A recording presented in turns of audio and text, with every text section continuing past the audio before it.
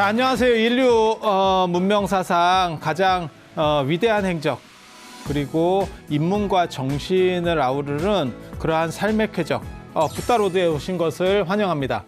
오늘 말씀드릴 거는 지난 시간에 이어지는 거는 꼭 아니고요. 지난 시간에 근본 분열의 원인을 야사의 14라는 그러한 얘기를 가지고 했었어요. 야사라고 하는 분이 10가지 논점을 제기하면서 또 동쪽 교단에서는 그게 이제 관행으로 허용이 되고 서쪽 교단에서는 허용을 안 됐다. 그래서 책을 보시면 야사의 14 이런 거 잘 못 외웁니다. 우리가 한 10개 정도 되면 용량의 한계가 차기 때문에, 그래서 뭐 가경점, 이지정, 타취락정, 주처정, 수의정, 구의정, 생화합정, 사루가주정, 무연좌구정, 이 정도 오면 못 외워도 뭐 정당합니다. 그다음에 금은정까지 이렇게 책에 나옵니다. 103페이지에 정리는 제가 잘 해놨고요. 그래서 일반 사람들의 스님들의 그 당시 스님들의 생활상과 관련돼서 조금 유연성을 줄 것이냐 말 것이냐 이렇게 해서 충돌을 했다는 거예요. 근데 개인적으로 스님들이 먹고 사는 문제를 가지고 승단이 쪼개질 정도까지 됐을까? 이런 생각을 했었어요. 그게 언제 그런 생각을 했었냐면 그 2000년대 초반이죠. 2000년이죠. 2000년. 99년, 2000년 이때쯤에 제가 그런 생각을 굉장히 많이 했었거든요.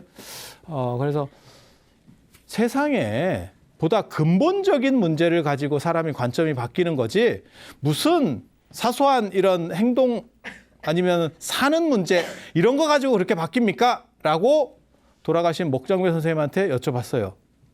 그랬더니 스님이 뭔가를 잘 모르는 것 같은데 결국 사람이 깨지는 건 사소한 걸로 깨진다. 사소한 게 누적됐을 때.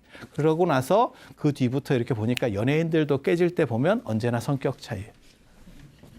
큰 사건이 있으면 살아보면 큰 사건이 있으면 화해가 되는데 자잘한 걸로 이렇게 누적되잖아요. 그러니까 예를 들어서 여러분들도 마찬가지일 거예요. 각방을 쓰는 부부가 각방을 하게 되는 이유는 온도 아니면 일어나고 자는 시간이 달랐을 때. 그러니까 뭐 너무 성격이 이상해요 이런 거 아니고 일어나고 자는 시간이 다르면요 진짜 그거 힘듭니다. 누구는 뭐 12시까지 있어야 되고 누구는 9시만 되면 머리만 되면 자고 뭐 이러면 힘든 거예요. 그렇게 되면 이게 깨진다는 거예요. 근데 그 말이 맞는 것 같아요. 그러니까 예불 시간이 다르면 같은 절에 살 수가 없어요. 수행 방식이 다르면 같은 데서 살 수 있어요. 그래서 음식 먹는 시간, 그러니까 공양 시간이라든지 예불 시간이 다르거나 이런 생활 풍습 조그만 거, 사소한 거 그게 깨진다는 게 그때 그 말씀을 하셨는데 맞는 것 같아요. 그런데 흥미로운 거는 근본 분열의 원인과 관련해서 이렇게 10가지 사소한 10가지 가지고 깨졌다라고 하는 주장이 있는가 하면 지금 뒤에 나오는 대천의 오사라고 하는 게 있어요. 대천이 마하데바라고 하는 사람입니다. 스님입니다. 스님. 그 스님이 포살일에 저 5가지 얘기를 꺼내요. 오사는 5가지 조항 이런 뜻이에요. 5가지 얘기를 꺼내는 거야. 야사는 10가지를 걸었던 거고 야사의 14, 대천의 오사 이렇게. 저게 이제 이부 종윤론이라고 하는 책에 나오는 건데 저 5가지가 뭐냐면 아라한이 진짜 대단해? 라고 말하는 그 5가지예요. 그러니까 아라한이라는 게 초기 불교 그다음에 부파불교에서는 이상인격입니다. 그러니까 우리가 수행을 통해서 도달해야 되는 어떤 필연적인 목적. 그런데 그 아라한은 진짜 완전할까? 불완전하지 않을까? 그 논점이 붙은 거예요. 그 논점이 붙은 거예요. 그래서 저 부분을 한 번 정도 검토해 보는 거는 굉장히 재밌습니다. 그래서 야사의 14로 근본 분열이 시작됐다라고 하는 주장이 있고, 이게 지난번에 살펴봤었던 그 내용이고 이걸로 문제가 됐다라고 하는 게 보편설입니다. 보편설이고 이거는 약간 소수. 근데 제가 어렸을 때 한 20년 전에 저거에 대해서 관심이 있었던 이유는 저거는 훨씬 더 근본적인, 그러니까 우리가 도달해야 될 목적은 어떠냐? 얼마 전에도 있었어요. 얼마 전은 아니구나. 벌써 성철 스님 돌아가신 지 오래됐으니까. 성철 스님이 뭐라고 말씀하셨냐면 몽중이력, 화두를 꿈속에서도 잡을 수 있다. 뭐 이런 말씀을 하셨었거든요. 그게 되냐 안 되냐 가지고도 논쟁이 있었어요. 왜? 꿈속은 사실 현재의식이 통제가 안 되는 거예요. 과학적으로 얘기하면. 그런데 그렇게 수행을 하신 분은 그게 될까에 대한 이야기예요. 그러니까 과학적으로는 안 돼요. 그런데 수행을 하신 분은 그걸 넘어서 있는 거 아니야? 라고 하면서 논점들이 막 붙기 시작하는 거예요. 그래서 여기서 주장하는 저 대천의 오사라고 하는 게 아라한은 완전하냐? 근데 저 대천이 말하는 아라한도 문제는 있어. 라고 말하는 거예요. 여러분은 어떠세요? 깨달으면 진짜 모든 일을 다 알 수 있을까? 겪어보지 않은 것도 알 수 있을까? 근데 저는 사실 불완전하다라고 보거든요. 그러니까 완전한 거는 행복에서 완전한 거지 모든 일을 다 알 수 있다라는 생각은 안 해요. 몰라요. 부처님 같이 그렇게 되시는 분은 몰라도 아라한은 그렇게 될 수 있다는 생각을 안 합니다. 그러니까 예를 들어서 내가 인도 어디 총구석에 사는 아라한이야. 그런데 갑자기 스마트폰을 갖다 줬어. 그랬더니 이건 이렇게 쓰는 거야. 이렇게 할 수 있을까? 그런데 깨달았다면 충분히 그렇게 돼야 되는 거 아니야? 라고 생각하는 사람도 있는 거예요. 이건 굉장히 재밌는 겁니다. 굉장히 재밌는 겁니다. 여러분은 어때요? 깨달은 사람은 안 늙을 수도 있지 않을까? 늙어서 죽나? 안 늙을 수도 있을 것 같아요. 그러니까 깨달음에 두 종류가 있는 거예요. 그게 이제 붓다같이 되는 거하고 아라한이 되는 거하고 아라한은 사람이 행복하지만 한계가 있는 거고 보통은 그렇게 얘기를 해요. 대승불교에서는. 붓다 같은 경우는 완전하게 되는 거죠. 그러니까 이 두 개념 중에서 어떻게 볼 거냐. 근데 초기 불교하고 소승불교에서는 이게 이거다라고 말하는 거예요. 대승불교에서는 이게 이렇게 보는 거예요. 그래서 이 논점이 중요한 게 뭐냐면 아라한은 불완전하다라는 게 대천의 주장이에요. 그냥 행복에 있어서만 안전한 거지 그 사람이 행복하다는 얘기지 현상에서는 불완전해요. 아라한에게 누가 뒤에서 짱돌을 던지면 맞아요 라고 말하는 거예요. 지금 뭔 얘기인지 알아듣겠어요? 네. 누가 뒤에서 짱돌을 던졌는데 아라한이 이렇게 하다가 오호 이러면서 피할까? 이런 거야 이런 거 되게 재밌는 거예요. 되게 재밌는 거예요. 그래서 그렇게 5가지 논점을 주장을 해요. 대천이라는 사람이. 그리고 저 사람이 솔직한 거예요. 제가 보기에는 굉장히 솔직한 거예요. 그래서 그 5가지 논점에 대해서 이제 살펴볼 건데, 그래서 아라한의 완전성에 대해서 문제를 제기하고 아라한도 불완전해 라고 하는 거는 굉장히 포인트가 큰 얘기입니다. 이유가 뭐냐?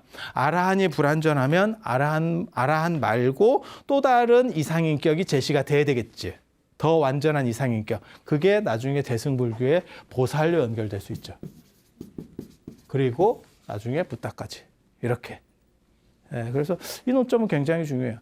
첫 번째 나오는 여소유라고 하는 거는 사실은 그게 너무 여러분들에게 말해드리기 힘들 정도로 약간 이게 좀 19금도 너무 센 19금이라서 저는 말해줄 수 있는지 모르겠네. 얘기를 해줄까? 해주지 말까? 첫 번째 건 일단 그렇다 치고 두 번째 거는 무지예요. 무지. 아라한도 무지하다. 무지하다. 뭐에 대해서 무지한 거냐면 내가 깨달았는데 내가 아라한이 됐는데 아라한이 됐는지 자기가 잘 모를 수도 있대. 내가 아라한이 됐어. 근데 내가 아라한인가? 이렇게 될 수도 있다는 거예요. 어때? 이거 굉장히 재밌는 얘기인데. 자기가 됐는데 그걸 모를 수도 있을까? 그래서 대천은 그렇게 얘기하는 거예요. 아라한도 지가 아라한 된지 모를 수도 있어. 이 문제 굉장히 큽니다. 왜냐하면 그러면 아라한이 되는지 모르는 상태에서 사람이 죽었어요. 열반했어. 입적했어. 그러면 그 사람은 아라한이요? 아라한이 아니요? 이게 좀 재밌어요. 이게 실제로 오분향내를 보면 해탈향, 해탈직연향이라는 게 있다니까. 내가 그것에 대해서 정확하게 인지한다라고 하는 개념이 있는데 인지하지 못할 수도 있다라고 하는 거예요. 그리고 세 번째도 이것과 연결돼요. 유예라고 하는 거예요. 유예. 그러니까 내가 아라한이 된지를 잘 모르니까 나중에 한 1년 정도 지났더니 아이씨 내가 그때 아라한 됐었네. 내가 아라한 아닌 줄 알았는데 나 그때 아라한이었네. 그게 유예예요. 그게 유예예요. 이게 이제 무슨 문제가 벌어지냐면 소급 적용이 되느냐에 대한 문제가 벌어지는 거예요. 또. 그러니까 조금 불완전하다는 얘기예요. 완전히 불완전한 걸 얘기하는 게 아니고 조금 불완전한 얘기들을 하고 있는 거예요. 그래서 아라한의 자격, 자격에 대한 부분이에요. 자격에 대한 부분. 전에 그런 거 있었어요. 어떤 사람이 여러분도 그런 일들이 벌어질 거예요. 뭐 스마트폰 같은 걸 잊어버렸어. 아니면 지갑을 잊어버렸어. 그런데 언제가 잊어버린 시점이라고 생각하냐면 실제로는 내가 찾았을 때 잊어버렸어. 하지만 사실 잊어버린 시점은 그거보다 앞으로 갑니다. 그 사건이 있고 내가 인지한 시점이 있는 거잖아요. 자, 봐봐. 내가 3시에 스마트폰을 잊어버렸어. 그런데 내가 4시에 쓰려고 딱 보니까 없네? 어디서 잊어버렸는지 나 정확하게 잘 모르겠는데 이제 시작한 거예요. 그러면 스마트폰을 이 시점에 잊어버렸어요? 이 시점에 잊어버렸어요? 3시에 잊어버렸지? 네. 그렇지? 네. 근데 이 사람이 3시 반에 죽었어. 그러면 그 사람은 스마트폰을 잊어버렸다고 생각할 것 같아? 안 잊어버렸다고 생각할 것 같아요? 안 잊어버렸다고. 맞아요? 그러면 스마트폰이 그 사람한테 있어? 없어요. 아니 이게 굉장히 재밌는 얘기예요.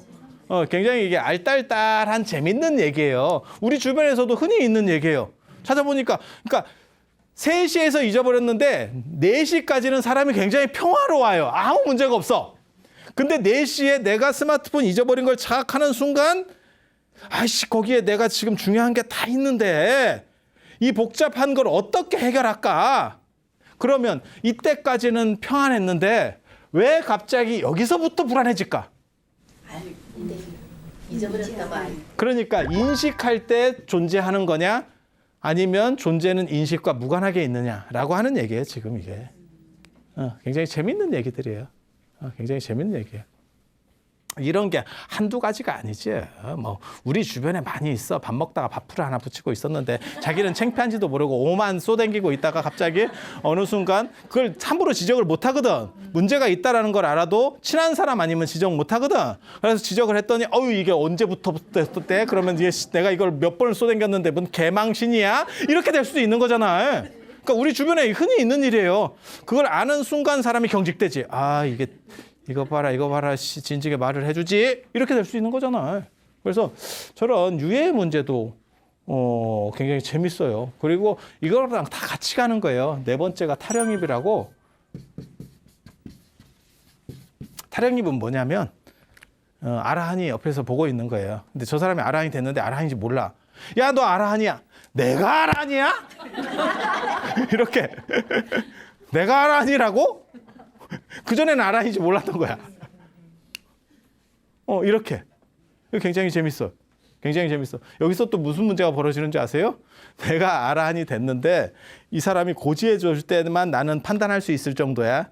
근데 아라한이 전멸했어. 나 혼자밖에 없어. 그러면 나는 누구도 고지해 줄 수가 없는 상황이 되는 거예요. 고지 못 받는 거예요. 이거 선종에서 인가 받을 때도 비슷한 문제가 벌어져요. 인가를 꼭 받아야만 쉽게 말해서 깨달음을 얻은 걸로 증명할 수 있느냐, 안 그러면 그 사람은 깨달았으니까 됐느냐. 비슷한 문제들이 계속 벌어지는 거예요. 왜? 객관적 잣대가 없는 내면의 수행과 관련된 행복 문제이기 때문에 그래요. 이게 객관적 잣대가 있으면 정확하지. 사건이 정확하지. 그래서 이렇게 이 세 가지. 그래서 아라한이라고 해서 완전한 건 아니야. 아라한도 불완전한 거야 라고 거는 거예요. 아라한도 불완전해 라는 얘기를 하는 게 이 대천오사의 초점이에요. 대천오사의 초점. 그리고 5번째가 도인선고기. 대천이 그렇게 얘기한다는 거예요. 삶은 괴롭다. 그 사람이 아라한인데. 그러니까 제자가 뭐라고 얘기했냐면 아라한도 괴롭습니까? 마라톤도 괴롭습니까? 어때요? 여러분 살아보시니까 어때요? 살만해요? 몰라요. 뭐 사람마다 다 다른 거니까요. 근데 대천이 뭐라고 얘기했냐면 괴롭다라고 말을 하면서 사람은 행복으로 간다. 그러니까 그것을 그 현실 인식을 정확하게 함으로 인해서 그 반대로 움직일 수 있다. 거기 매몰돼 있다라는 게 아니고 여기는 문제가 있어 그러면서 자기는 문제를 극복해 간다는 거예요. 저도 늘상 저런 방식을 써요. 그래서 사는 게 보통 일이 아니다. 피곤하다. 그리고 고통이다라고 하는 생각을 계속 하게 되면 그건 고통이야 라는 생각들을 계속하면 이것으로부터 벗어나는 거죠. 그래서 저는 그 생각이 있어요. 긍정적 사고, 이거 제가 별로 안 좋아합니다. 우리는 부정적 사고. 모든 것은 부정적으로 본다. 긍정적으로 사고하는 게 아편하고 똑같아요. 세상이 바뀌는 게 아니고 일이 치밀해지지만 못하는 거죠. 그래서 제가 그런 얘기 하는데 결혼식을 할 때, 예를 들어서 결혼식을 할 때 우리 주변의 어른들도 다 그렇게 해요. 미리 출발해라. 뭐 차 같은 거 하면 중요한 일은 미리 출발해라. 다 이렇게. 왜? 혹시라도 무슨 사고가 나는 게 아니고 길이 막히거나 뭐 이래서 문제가 생기면 안 되니까 큰 일은 다 미리 출발해라. 그게 부정적 사고입니다. 부정적 사고. 긍정적 사고는 잘 될 거야. 뭔 큰 문제가 있겠어. 이렇게 되면 유비무환을 못 해요. 미리 대비할 수가 없어요. 그래서 부정적 사고를 했을 때 완성도가 일이 훨씬 높아져요. 훨씬 높아져. 그래서 저는 부정적 사고 지지자입니다. 그러니까 부정적 사고를 해서 부정적 속에서 살자. 이게 아니고 부정적 사고를 통해서 이거를 극복해 가자. 가장 이제 긍정적 사고의 문제는 긍정적 사고에 매몰돼서 문제를 개선하지 못하는 경우들이 많이 있어요. 누군가 실수를 했어. 그러면 뭐 좋은 게 좋은 거라고. 이미 끝났는데 그걸 뭘 탓해? 라고 얘기를 해주면 반복되는 거예요. 반복되는 거예요. 그래서 예전에 그런 얘기가 있었어요. 일본 사람과 한국 사람의 가장 큰 차이점 중에 하나가 뭐냐면 한국 사람은 문제가 있다라는 판단이 들어도 그냥 이번에는 그냥 내가 손해보고 넘어가지 이렇게 하는 거고 일본 사람은 그거를 꼭 지적을 한대. 그래서 일본이라고 하는 나라가 훨씬 더 세밀하게 발전해 간다는 거예요. 한국 사람들은 그냥 덕으로, 그러니까 정으로 그냥 이렇게 좋은 게 좋은 거라고 가고. 그래서 기차 같은 데를 타면 그런 거죠. 시트에 뭐가 좀 문제가 있어. 한쪽이 함몰됐어. 이러면 내가 내릴 때 말해주지 않으면 사실 그 청소하는 분이 그걸 일일이 다 체크할 수는 없습니다. 그렇잖아요? 그러니까 나는 어차피 앉아온 상황이고 자리를 바꿀 수도 없는 상황이니까 그냥 앉았어. 근데 내가 그걸 귀찮게 뭐하러 얘기해? 그리고 누군가 고치겠지라고 하면 1년 내도록 안 고쳐지는 거죠. 왜? 다 그런 식으로 하고 빠지니까. 내가 조금씩 피해보고 빠지니까. 그런데 일본 사람은 그걸 찾아가서 얘기를 한대. 진짜 일본 사람은 그런가? 라는 생각을 했었거든요. 일본 사람이 우리보다 더 좋다 이런 뜻으로 얘기하는 게 아니에요. 민족성이 다르다라는 얘기를 그 사람이 지적한 거예요. 그래서 일본은 그런 경우가 됐을 경우에 계속 고치려고 하는 그러면서 좀 더 완벽해지는데 우리는 그걸 자꾸 참는 문화 때문에 조금씩 그냥 내가 손해보고 말지 하는 것 때문에 인지되지 않으면서 바뀌지 않는다는 거예요. 그래서 그것도 가능하겠다. 라는 생각을 해요. 그래서 제가 한동안은 열심히 신고를 했어.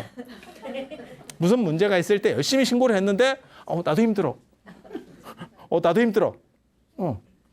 그래서 과연 정의란 뭔가 그걸 지적하는 게 맞는지 지적하지 않는 게 맞는지에 대한 거고 확실한 건 있어요. 그런 식 사고가 부정적 사고예요. 그래서 어떻게 해서든 고치겠다. 제가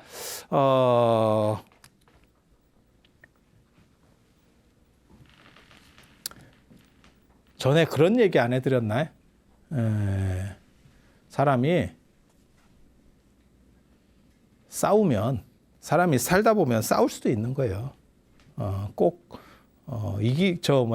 안 싸우고 평생을 살 수는 없거든. 싸울 수도 있는 거예요. 그래서 안 싸우는 게 일단은 좋지만 싸우면 무조건 이기래요. 그게 불교식 사고예요. 되게 재밌는 사고예요. 무조건 이기래.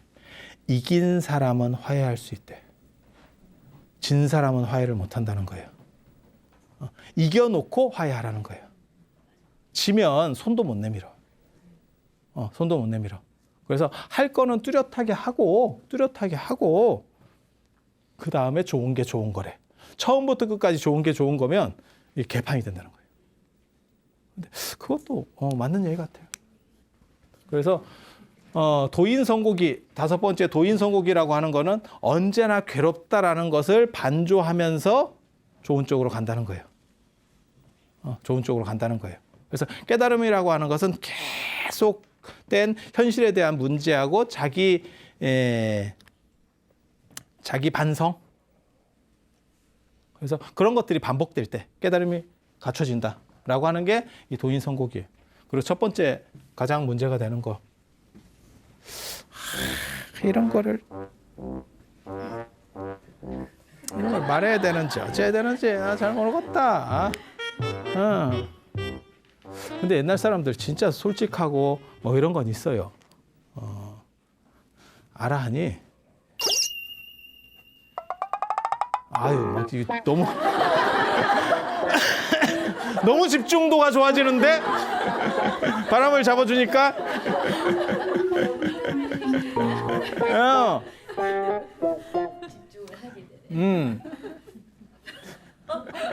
스토리를 2부 종윤 내내 나오는 얘기를 내가 그대로 해줄게. 네, 그대로 해줄게. 네.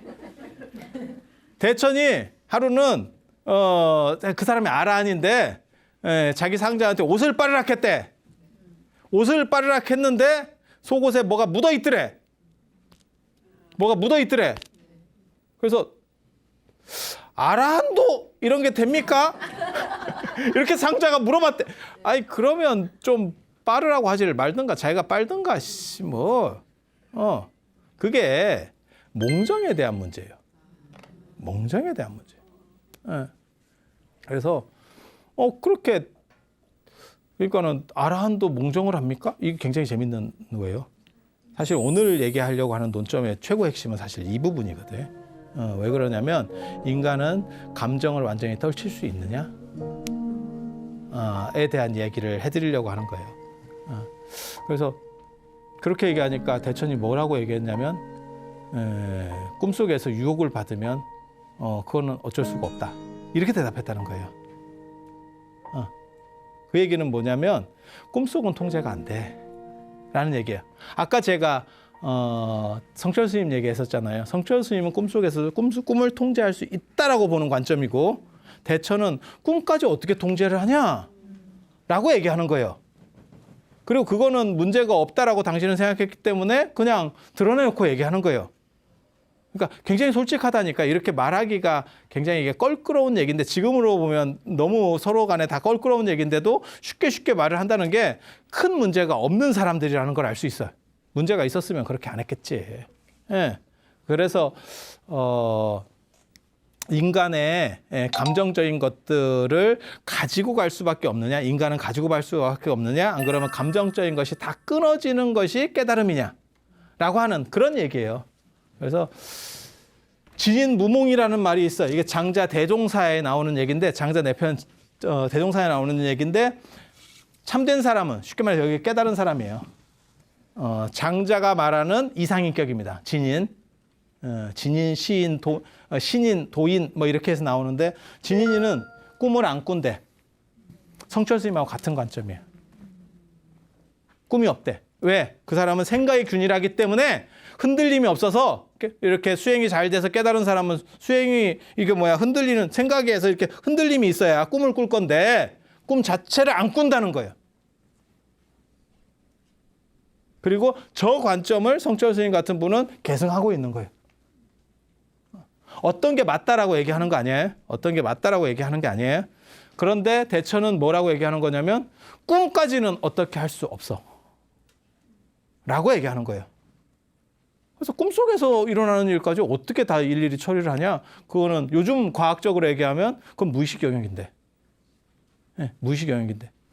그래서 이 논점이 한번 붙는다고요. 중국에서도 이 논점이 붙어요. 진짜? 이해가 붙는 거예요. 근데 거기서 이런 관점을 위진남북조 시대 때 얘기한 사람이 하한이라고 한 사람이에요. 이게 장자를 주석할 때 이 관점을 그대로. 그래서 뭐라고 얘기하는 거냐면 깨달은 사람이나 수행이 잘 되는 사람은 감정이 없대. 인간의 오용락 같은 게 없대. 탁 정리가 돼 있어서. 그럴 것 같아? 어때? 아니 그냥 생각해 보는 거예요. 답이 있는 거 아니에요. 답이 있는 그냥 자유롭게 생각하시면 돼요. 그랬더니 왕필이라고 하는 사람이 뭐라고 얘기했냐면 이 왕필 진짜 이 이름이라도 기억해 놓으세요. 이 도울필자인데 이거 기억해 놓으세요. 굉장히 중요한 사람이에요. 왜? 연대를 한번 봐봐.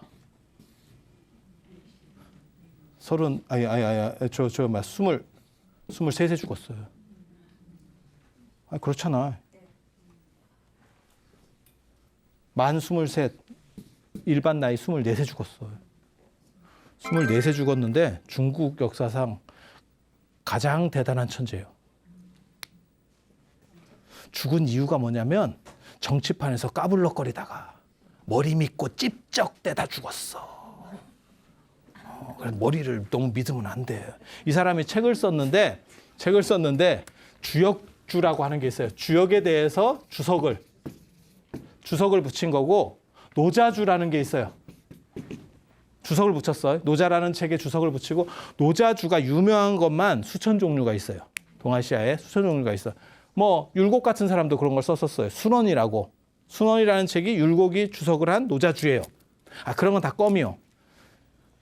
저게 사람이 200년대 사람이잖아요. 200년대. 그러면 한 1800년 됐잖아요. 그렇잖아요. 대략 그냥 대충 잡아서 동아시아 전체 노자 주석 서열 1위가 이 사람 책입니다. 저 사람을 넘어설 수가 없어. 책은 언제 썼을 것 같아요? 10대 후반. 야, 진짜 대단하지? 대단하지? 이게 진기하잖아요. 예, 여러분들이 지금 한가까지 와도 지금 이러고 있는데 저 사람은 10대 때 뭐 이러고 있으니까 주역주도 이 사람 주석을 넘어서는 사람이 나중에 누가 나오냐면 두 사람이 나와요. 두 사람이 나와. 한 사람이 북송시대 때 정이천이라는 사람이에요. 이천의 역전이라고 하는 정이천이라고 하는 사람이고 정이라고 하는 사람이고 이천은 호예요. 그리고 남송시대 때 주희가 주역본이라는 책을 써요. 그래서 이걸 합쳐서 주역전이대전이라고 하는데 이 책들이 나오기 전에는 이 사람 걸 못 능가합니다. 그러니까 주역 계열에서는 지금까지도 서열 3위예요. 참 머리 좋지. 삼국지에 보면 진수의 삼국지에 보면 왕필에 대한 이야기가 나와요. 삼국지 연의 소설책 아닙니다. 역사책 진수의 삼국지라는 진짜 역사책이 있어요. 소설책은 명나라 때 삼국지 연의라고 하는 거고요. 그건 완전히 다른 겁니다. 완전히 다른 책이에요. 제목만 같을 뿐이야. 근데 거기에 보면 뭐라고 나오냐면 왕필이 한이라고 하는 사람은 성인은 감정이 없어. 감정이 없어. 딱 균일한. 얼어붙은 호수물 같이 딱 그대로 부동이야. 이게 한이 장자설을 이용해서 이 얘기를 해. 그랬더니 왕필이 웃기지 마. 이런 얘기를 합니다. 성인도 감정은 있어. 단지 감정에 걸리지 않아. 이렇게 얘기합니다. 감정이 그 사람을 장애하지 않을 뿐이에요. 그 얘기 아세요? 백장야오라고 백장산에 가면 요 시대 이제 뒤로 가면 이게 이 얘기의 가장 결정적인 이야기가 또 나옵니다. 그게 당나라 때 백장회 스님이라는 분이 있었어요. 그 스님이 이렇게 법문을 하면 저 맨 뒤에서 노인 양반이 한 분이 계속 이렇게 앉아 있는. 저도 그 백장사라고 하는 데를 가봤는데 진짜 총구석입니다. 진짜 총구석. 근데 법문을 하시면 이렇게 여러 대중들이 쫙 모이는데 거기서 맨 뒤쪽에 언제나 노인이 한 명이 이렇게 있대. 딱 있다는 거예요. 그러더니 하루는 법문이 끝나고 나니까 좀 스님 얘기 좀 할 수 있겠습니까? 이래가지고 뭔 얘기입니까? 그랬더니 자기가 이게 되게 재밌는 거다. 자기가 여우래. 영감인데 여자도 아니고 영감인데. 근데 더 웃긴 건 전생에 이절 주지였대. 주지였대. 그래서 수행을 하고 이렇게 법문을 하는데 어떤 사람이 손을 들어가지고 그 손든 놈이 나쁜 놈이네. 뭐라고 얘기했냐면 깨달은 사람도 인과에 떨어집니까? 이렇게. 그러니까 원인과 결과 이런 순환론에 떨어집니까? 이랬더니 이 사람이 뭐라고 대답했냐면 이 스님이 뭐라고 대답했냐면 불락인과라. 인과에 떨어지지 않는다. 깨달은 사람은 그것을 넘어서 있다. 이렇게 대답하고 여우가 됐대. 여우가 됐대. 그래서 지금 이러고 있는데 스님이라면 답을 알 것 같다. 내가 뭘 잘못 말했는지. 스님이 답을 한번 해줘봐라. 그랬더니 백장 스님이 뭐라고 답하냐면 불매인과라. 인과에 어둡지 않다. 인과에 떨어지는 게 아니고 인과에 어둡지 않아. 장애되지 않아. 뭔 뜻인지 아세요? 못 알아듣겠어요? 못 알아들으면 간단한 설명을 해드릴 테니까 봐봐. 이거 제가 한절에 살 때 제 방이 여기 있었고 화장실이 여기 있어요. 여기가 강당 같은 공간이에요. 진짜 화장실 그지 같지. 이렇게. 그래서 저는 자기 전에 언제나 싸고 잡니다. 왜? 너무 멀어. 화장실이 너무 멀어. 뭔 뜻인지 아시잖아. 네. 물론 뭐 여러분들은 자기 전에 싸고 자도 잘 때 또 몇 번을 가지. 왜? 이미 상태가 심각하니까. 하지만 저는 안 그랬습니다. 과거에는 안 그랬어. 그래서 그랬는데 하루는 이게 사람이 1년에 몇 번은 갑니다. 아무리 그래도 1년에 몇 번은 밤에 가는 일이 벌어져요. 그런데 이게 너무 머니까 그 다음에 갈 때 이렇게 정신 차리고 불 켜고 이러면 이게 참깨. 그래서 그냥 졸면서 갔다가 오려고. 나는 저 지리를 정확하게 아니까. 저 공간을 정확하게 이해하고 있으니까. 그렇게 해서 졸면서 가다가 어떤 놈이 상을 펴놔가지고 거기에 정갱이를 쪘는데 진짜 억소리도 안 나고 꼬꾸라져가지고 내가 졸면서 걸어가다가 상에 받고 억소리도 안 나게 꼬꾸라져서 누가 옆에 와서 얼마나 아프세요? 그러면 좀 덜 아픈데 혼자서 구르고 있는데 너무너무 아픈 거예요. 슬프기도 하고. 이런 게 인생인가? 뭐 이런. 뭔 뜻인지 아시겠죠? 네. 그래서 불을 켜보니까 여기에 상이 이렇게 깔려 있더라고요. 원래는 상을 깔아놓는 데가 아니에요. 근데 아마 뭔 행사를 하고 안 치웠는가 봐. 그리고 그 다음 날에도 행사가 있었는가 봐. 그러니까 이제 치웠다 깔았다 귀찮으니까 그냥 하루 냅둔 거고 나는 거기에 걸린 거지. 설마 제 정갱이를 나가게 하려고 깔았겠어? 그렇게 해서 또 저렇게 된 거예요. 그래서 불을 켜면 무슨 일이 벌어지느냐? 불을 켜면 이 장애물은 그냥 사라지는 거예요. 나는 여기에 부딪히지 않고 가니까. 이게 불매인과예요. 불락인과는 요거 자체를 다 치우는 거예요. 그러니까 모든 감정을 다 끊어내는 거고 그 뒤에 깨달음을 얻는다라고 하는 게 불락인과 같은 거예요. 그런데 불매인과는 감정은 감정대로 있어. 단 그 감정이 나를 크게 위협하지 않아. 그 감정을 타고 가는 거죠. 감정을 타고 가는 거예요. 그래서 아주 중요한 구절이 있어요. 예전에 임재스님 그 이야기에 보면 임재의연 스님 이야기에 뭐가 있냐면 당신 선생이 돌아가셔요. 당신 선생이 돌아가셔요. 그러니까 당신 선생이 돌아가시니까 막 곡을 하고 있었다는 거예요. 그러니까 다른 사람들이 문상을 오잖아요. 문상을 와가지고 깨달은 사람도 그렇게 슬픕니까? 이렇게 물어봤다는 거예요. 깨달은 사람도 울어요? 이렇게. 실제로 부처님이 열반하셨을 때 제가 전에 말씀드렸는데 두 종류의 사람이 있었어요. 한 종류의 사람은 덤덤한 사람. 한 종류의 사람은 슬퍼하는 사람. 슬퍼하는 사람은 깨닫지 못한 사람이고 덤덤한 사람은 깨달음을 얻은 사람이에요. 근데 임재 스님이 뭐라고 답하냐면 한참 이거 막 대성통곡을 하다가 한참 이렇게 울다가 옆에서 깨달은 사람도 웁니까? 이렇게 되게 옛날 사람 재밌지 않아요? 울고 있는데 그런 질문이 되나? 이게 분위기 파악해서 좀 물어볼 것 같은데 옛날 사람들이 그런 쓸데없는 걸 그때그때 잘 물어보더라고요. 그랬더니 임재 스님이 뭐라고 답하냐면 슬픈데 어떡하나?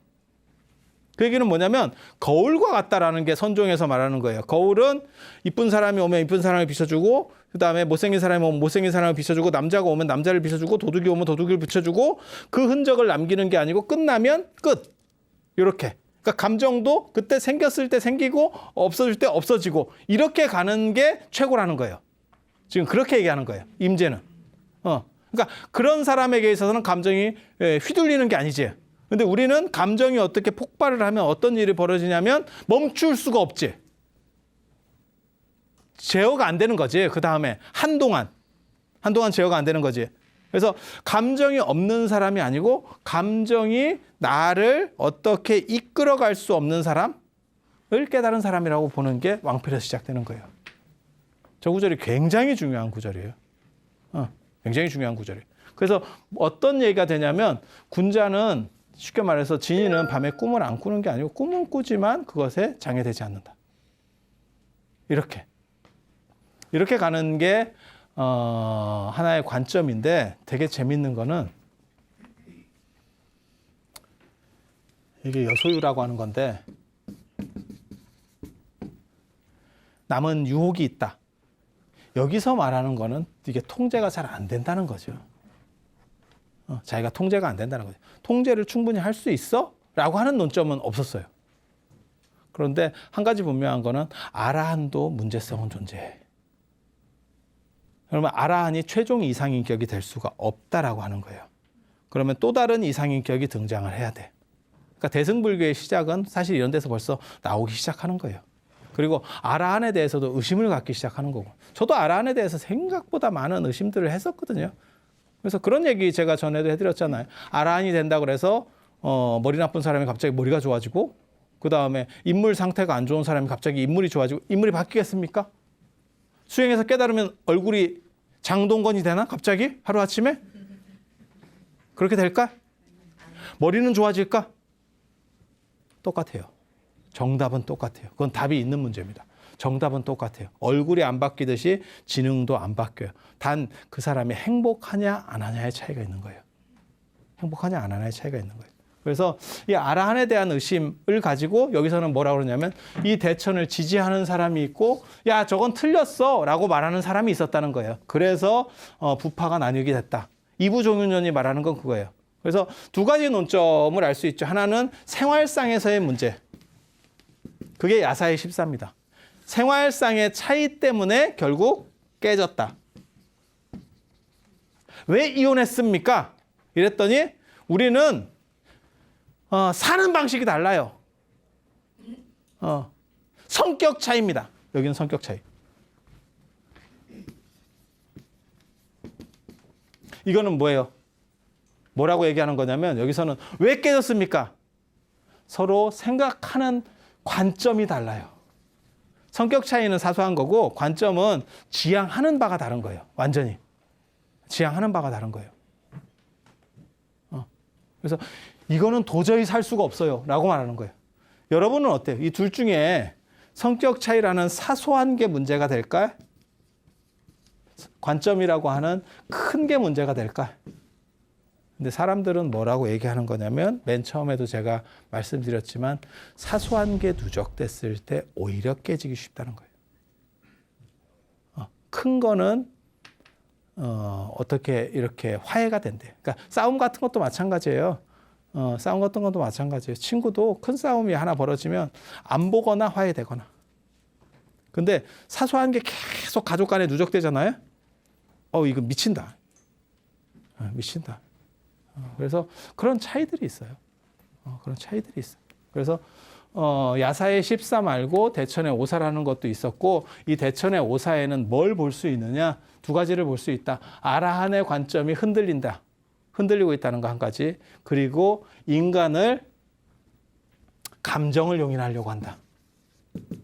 감정을 용인하려고 한다. 인간의 감정을. 감정을 용인하면서 중생을 구제하겠다라고 하는 집단이 있어요. 그게 대승불교에서 말하는 보살입니다. 가장 대표적인 게 대비관세음보살, 대원본尊지장보살. 감정적인 걸 가지고 살살살살 이제 구제의 대상으로. 그리고 인간이라고 하는 거는 감정을 완전히 극복할 수는 없어요. 왜?